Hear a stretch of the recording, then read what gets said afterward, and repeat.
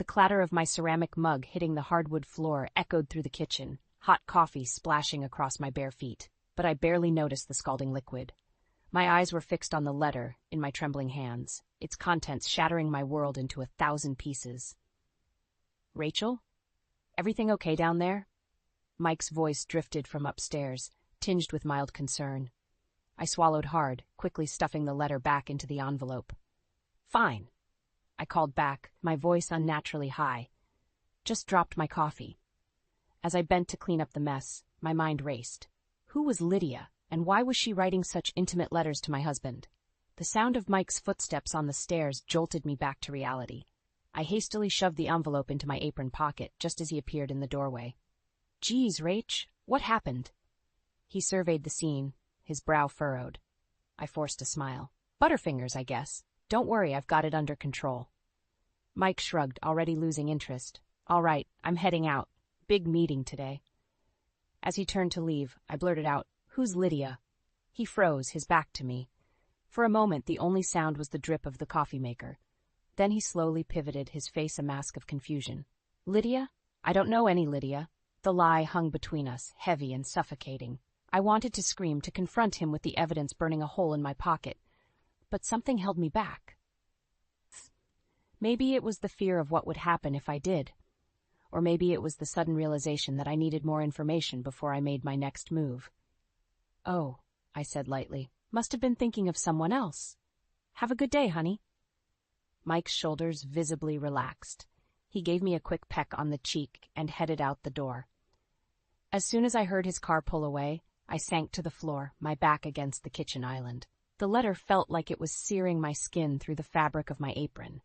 With shaking hands, I pulled it out and read it again, hoping I'd somehow misunderstood. But the words were clear. "My dearest Mike, last night was magical. I can't wait to see you again." The rest of the letter was a blur of intimate details and future plans. Plans that didn't include me or our daughter, Amelia. The shrill ring of the phone startled me out of my daze. I scrambled to my feet, composing myself before answering. "Rachel, it's your mother-in-law." Mrs. Grant's crisp voice cut through the line. "I trust you remember the charity luncheon this afternoon?" I closed my eyes, suppressing a groan. "Of course, Mrs. Grant, wouldn't miss it." "Excellent, and do make sure Amelia is properly dressed this time. Last month's ensemble was questionable at best." I bit back a retort. "Yes, Mrs. Grant, we'll be there." As I hung up, a wave of rebellion washed over me. Why was I still jumping through hoops for this woman? Why was I pretending everything was fine when my world was crumbling around me?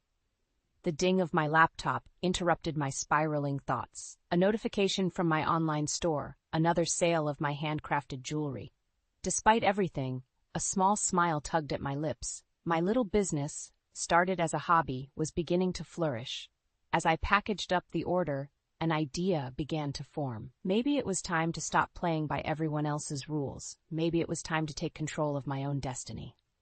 I glanced at the clock. The luncheon was in 2 hours. Just enough time to set my plan in motion. Picking up my phone, I dialed a number I'd sworn I'd never use. "Hello, is this divorce attorney Johnson's office? I'd like to schedule a consultation." As I hung up, a mix of fear and exhilaration coursed through me. The game was about to change, and this time, I was making the rules. The charity luncheon was in full swing, a sea of pastel suits and pearls. I smoothed down Amelia's dress, silently praying it would meet Mrs. Grant's exacting standards. "Rachel, darling."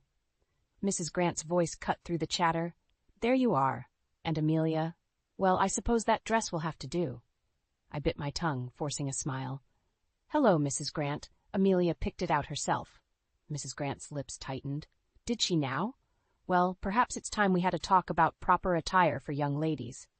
Before I could respond, she whisked Amelia away, leaving me alone in a crowd of Mike's relatives and business associates. I felt like a fish out of water, my mind still reeling from the morning's discovery.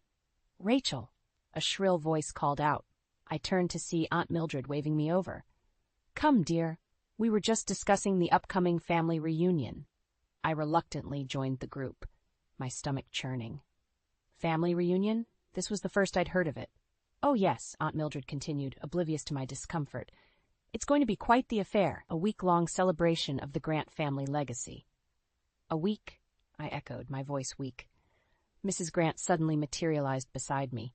Of course, dear. Didn't Mike tell you? It's been in the planning for months. I swallowed hard, anger bubbling up inside me. No, Mike hadn't told me, just like he hadn't told me about Lydia. I'm afraid we won't be able to make it, I heard myself say. The words hung in the air, heavy with defiance. Mrs. Grant's eyes narrowed. Nonsense. This is a family obligation. You and Amelia will be there.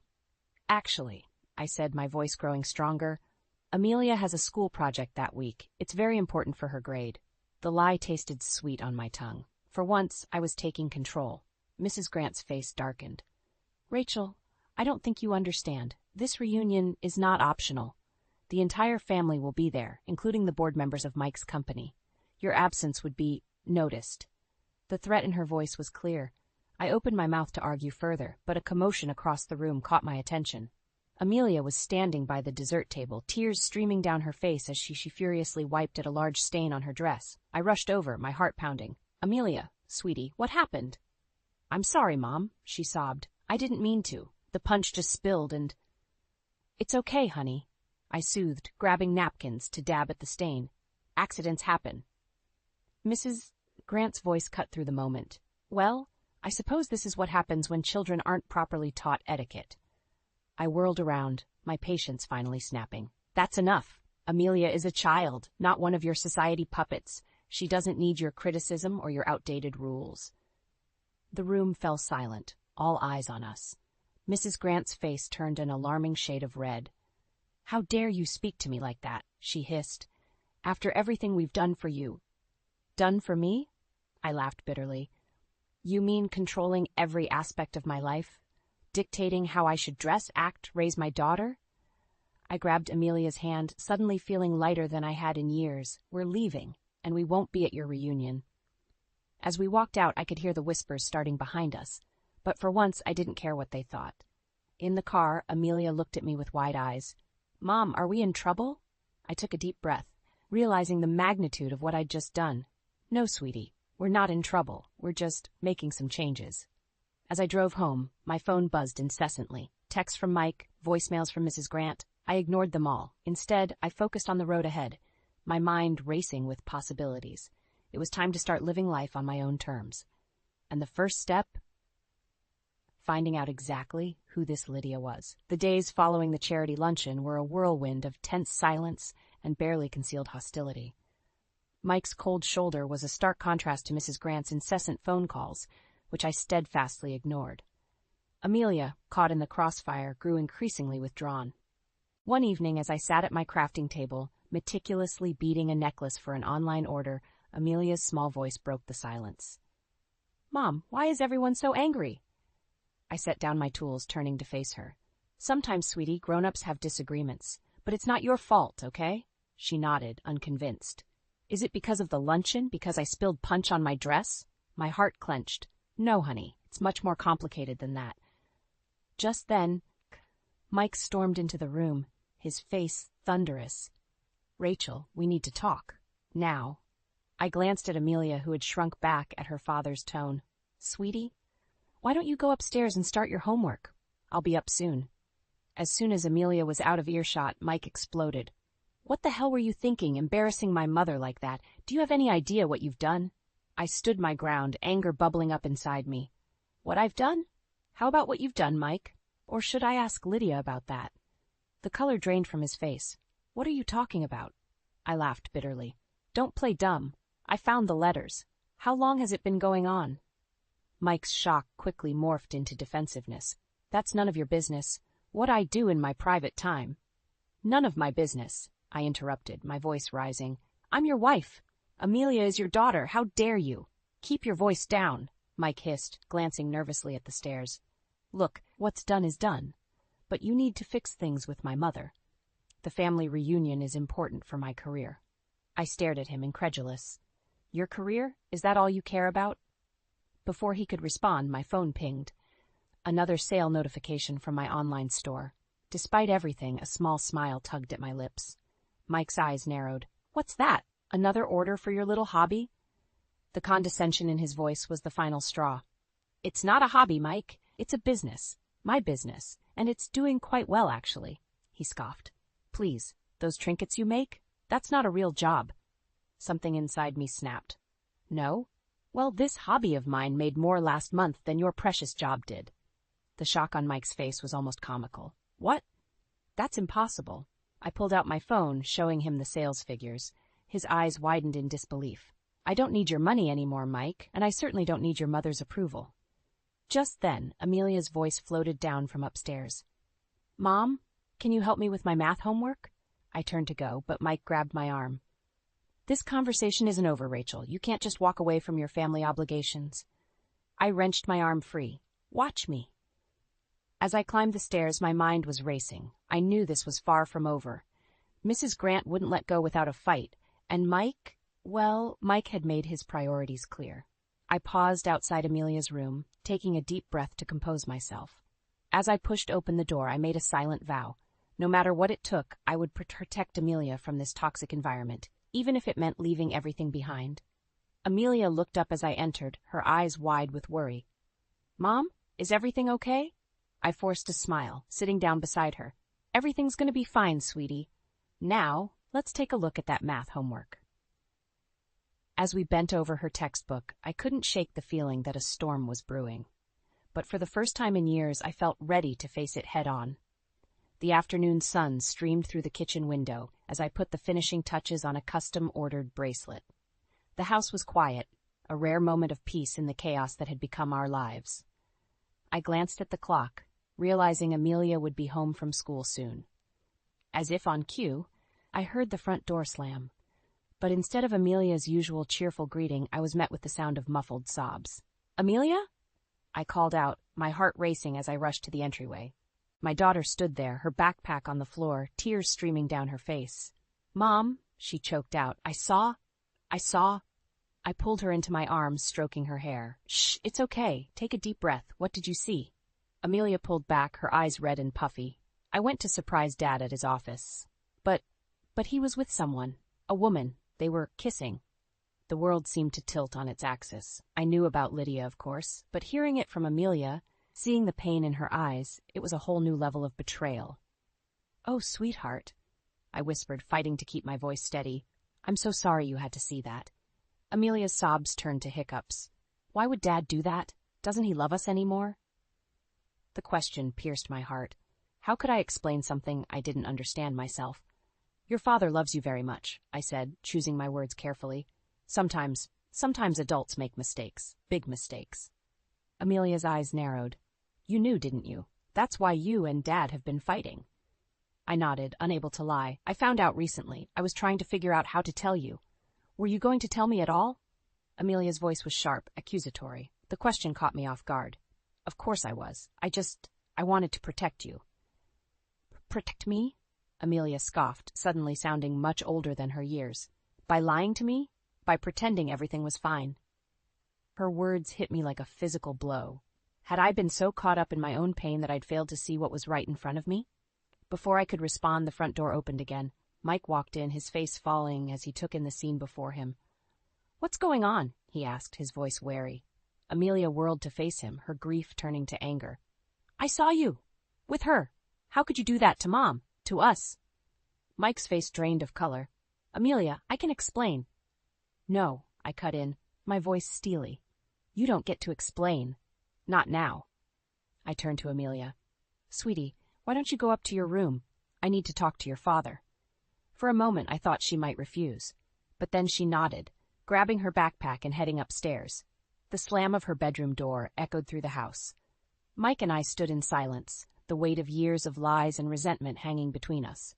Rachel, he started, I never meant for Amelia to find out like this. I laughed bitterly. Oh, and how exactly did you mean for her to find out, or were you planning on keeping your little affair a secret forever? Mike's face hardened. It's not like that, Lydia. She understands me. She doesn't try to change me like you do. His words ignited a fire within me. Change you? I've spent years molding myself to fit your family's expectations, and this is how you repay me. I took a deep breath, steadying myself. You know what? I'm done. Done pretending, done making excuses, done living this lie. Mike's eyes widened. What are you saying? I met his gaze, my resolve strengthening with each passing second. I'm saying it's over, Mike. I want a divorce. The words hung in the air, heavy with finality. As I watched the shock spread across Mike's face, I realized this was just the beginning. The real battle was yet to come. The word divorce hung in the air like a thundercloud, heavy and ominous. Mike's face cycled through shock, anger, and finally a cold determination that sent chills down my spine. "You can't be serious," he scoffed. "What about Amelia? What about our life together?"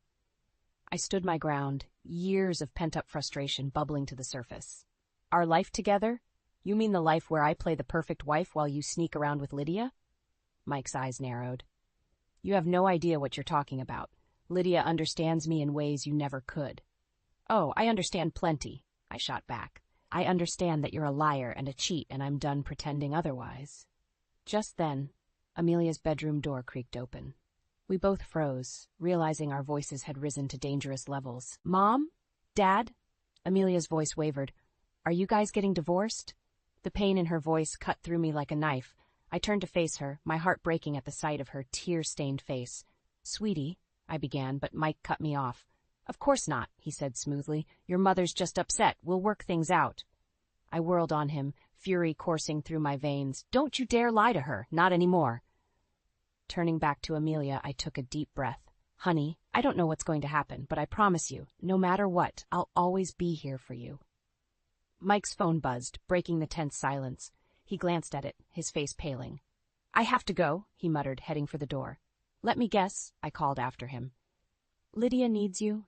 The slam of the front door was his only response. Amelia collapsed into my arms, her body shaking with sobs. As I held her, my mind raced. How had we gotten here?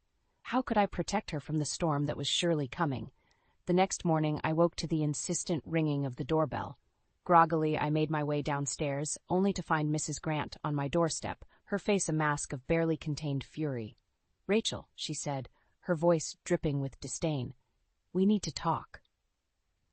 Before I could respond, she pushed past me into the house. "I've just had a very interesting conversation with Michael," she began, pacing the living room. "He tells me you're threatening divorce, over some ridiculous notion of infidelity, no less."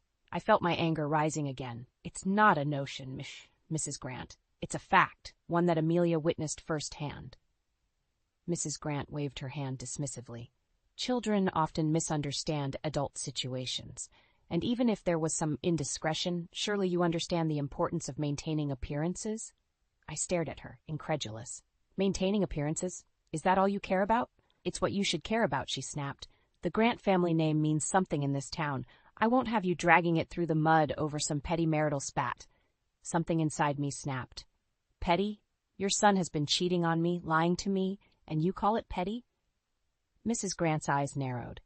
"Listen carefully, Rachel. If you go through with this divorce, you'll lose everything. The house, your status, even Amelia. The Grants protect their own, and you're not one of us." Her words hit me like a physical blow. Could she really take Amelia from me? As if sensing my fear, Mrs. Grant pressed on. "Be sensible, dear. Let this foolishness go, and we can all move past it." I stood there, my mind reeling. The thought of losing Amelia was unbearable. But could I really go back to pretending? To living a lie? In that moment, I made my decision. Meeting Mrs. Grant's gaze, I spoke, my voice steady and clear. "Get out of my house." Mrs. Grant's eyes widened in shock. "Excuse me?" "You heard me," I said, my resolve strengthening with each word. "Get out, and tell Mike he can expect to hear from my lawyer." As I watched Mrs. Grant's retreating form, I felt a strange mix of terror and exhilaration. The battle lines were drawn. Now it was time to fight. The divorce papers felt heavy in my hands as I stood outside Mike's office. My heart raced. But I steeled myself for the confrontation ahead. This was it, the moment of truth. I pushed open the door without knocking. Mike looked up, surprise quickly morphing into annoyance. "Rachel, what are you doing here? I'm in the middle of—" "We need to talk," I cut him off, dropping the papers on his desk. "Now." Mike's eyes flickered to the documents, realization dawning on his face. "You can't be serious." "I've never been more serious in my life," I replied, my voice steady despite the trembling in my hands. "It's over, Mike. I want a divorce." He leaned back in his chair, a smirk playing at his lips. "Come on, Rachel. We both know you won't go through with this. What about Amelia? What about our life together?" His dismissive tone ignited a fire within me. Our life together? You mean the lie we've been living? The one where you sneak around with Lydia while I play the perfect wife? Mike's face hardened. You don't understand. Lydia. I don't want to hear about Lydia, I snapped. I want you to face what you've done. To me, to Amelia. Leave Amelia out of this, Mike growled, standing up. She has everything to do with this, I shouted, my composure finally cracking. She saw you, Mike, with Lydia. Do you have any idea what that's done to her? For a moment, genuine shock and remorse flashed across Mike's face, but it quickly disappeared, replaced by a cold determination. I'll talk to her, he said. Explain things. She'll understand. I laughed bitterly. Understand what? That her father is a cheater? That he cares more about his mistress than his family? Mike slammed his fist on the desk. Enough! You have no idea what you're talking about. My relationship with Lydia is complicated. Oh, I'm sure it is, I retorted, but it's not my problem anymore. Sign the papers, Mike. He glanced at the documents, then back at me. And if I don't? Then I'll see you in court, I said, my voice low and dangerous, and I'll make sure everyone knows exactly why we're divorcing. Mike's face paled. You wouldn't dare. Think about my career, my reputation. Your reputation? I scoffed. That's all you care about, isn't it? Well, guess what? I don't care anymore. Sign the papers. For a long moment, we stared each other down. Then, with a muttered curse, Mike grabbed a pen and scrawled his signature on the documents. There, he spat. Happy now? A wave of relief washed over me, quickly followed by a surge of anxiety. This was really happening. We were really getting divorced. It's not about being happy, I said quietly. It's about doing what's right. For me and for Amelia. As I turned to leave, Mike called out, You'll regret this, Rachel. You have no idea what you're up against. I paused at the door, looking back at him. No, Mike, you have no idea what you're up against. I walked out of his office, my head held high, but as I made my way to my car, Mike's words echoed in my mind. What did he mean? What was I up against? My phone buzzed with a text from Mrs. Grant. We need to talk. Now. A chill ran down my spine. I had a feeling I was about to find out exactly what Mike meant. As I started the car, I took a deep breath. The real battle was just beginning, and I needed to be ready for whatever came next. Because one thing was certain, I wasn't going down without a fight. The Grant family Christmas gathering loomed before me like an impenetrable fortress. I clutched my purse, containing the damning evidence of Mike's affair, as I stood on the doorstep of the opulent mansion. My heart raced, but my resolve was ironclad. Tonight, everything would change. I rang the doorbell, steeling myself for what was to come. Mrs. Grant answered, her face a mask of false cheer. Rachel, dear, she said, her voice dripping with saccharine sweetness. We weren't sure you'd make it. I forced a smile. I wouldn't miss it for the world. As I stepped inside, the cacophony of forced laughter and clinking champagne glasses assaulted my senses. I scanned the room, spotting Mike in deep conversation with a group of men I recognized as board members from his company. Our eyes met briefly, and I saw a flicker of uncertainty cross his face. Aunt Mildred bustled over, air-kissing my cheeks. Rachel, darling, where's little Amelia? She's not feeling well, I lied smoothly. In truth, left her with a trusted friend. She didn't need to witness what was about to unfold. As I made my way through the crowd, I overheard snippets of conversation. Such a shame about Rachel and Mike's troubles. Heard she's been difficult lately. Probably just a phase. My blood boiled. They had no idea what was coming. Mrs. Grant clinked her glass, calling for attention. Friends, family, welcome to our annual Christmas celebration. As always, we're so blessed to have you all here. As she droned on about family values and tradition, I felt a presence at my elbow. It was Lydia, looking stunning in a red cocktail dress. Rachel, she said quietly, we need to talk. I turned to face her, my voice low and dangerous. Oh, we'll talk all right, but not just us. Before she could respond, I strode to the center of the room, my heart pounding in my ears. Excuse me, I called out, my voice cutting through the chatter. I have something I'd like to say. All eyes turned to me. Mrs. Grant's face tightened with barely concealed anger. Rachel, dear, this isn't the time. Oh, I think it's exactly the time, I interrupted. You all talk about family values and tradition. Well, let me tell you about the Grant family values. I pulled out the letters from my purse, holding them high. These are love letters, not between a husband and wife, but between a cheating husband and his mistress. A collective gasp rippled through the room. Mike started towards me, his face ashen. Rachel, don't. For years, I continued, my voice growing stronger, I've played the perfect wife. I've smiled and nodded and bent over backwards to fit into this family. But no more. I turned to face Mike and Lydia, who stood frozen in shock. You two deserve each other, but Amelia and I deserve better. Mrs. Grant stepped forward, her voice shrill. That's enough. How dare you cause such a scene? How dare I laughed bitterly. How dare you stand by and watch your son destroy his family? How dare you try to bully me into silence? The room was deathly quiet now, all pretense of festivity gone. I looked around at the shocked faces, feeling a strange sense of liberation. I'm done, I said firmly. Done with the lies, done with the manipulation, done with all of it. Mike, you'll be hearing from my lawyer. The rest of you? Merry Christmas. With that, I turned and walked out, leaving chaos in my wake. As I stepped into the cold night air, I heard the explosion of voices behind me. Accusations, denials, shocked exclamations.